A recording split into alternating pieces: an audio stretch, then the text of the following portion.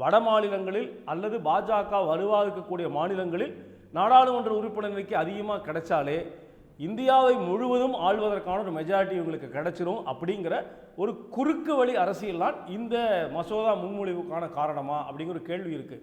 ஆனால் அதாவது பொய்யை தேன் தடவி சொல்கிற மாதிரி என்ன சொல்கிறாங்கன்னா, பெண்களுக்கான 33% இடஒதுக்கீடை நாங்கள் அமலாக்குறோம்னு சொல்கிறாங்க. பாஜக 3வது முறையாக ஆட்சி இருக்குது இன்றைக்கி.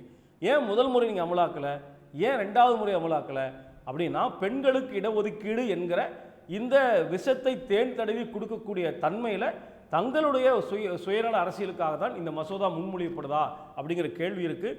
மக்களுடைய கோபத்தில், எதிர்கட்சிகளுடைய போராட்டத்தில் நியாயம் என்பது இருக்குது.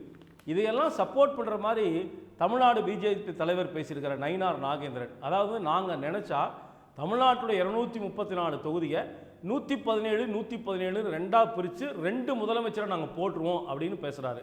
அப்படின்னா பியூஷ் கோயலுடைய பேச்சாக இருந்தாலும் நயினார் நாகேந்திரனுடைய பேச்சாக இருந்தாலும் எப்படியாவது கொள்ளைப்புற வழியாக ஆட்சியை பிடிக்கணும், ஆட்சி அதிகாரம் இல்லைன்னா ஆர்எஸ்எஸும் பாஜகவும் உயிரோடு இருக்க முடியாது என்கிற ஒரு அடிப்படையில் தான் இந்த பிரச்சனை என்பது வந்திருக்கு. நிச்சயமாக எப்போவுமே எதேச்சதிகாரத்தை மக்கள் வரலாற்றில் குப்பை தொட்டியில் தூக்கி வீசியிருக்கிறாங்க.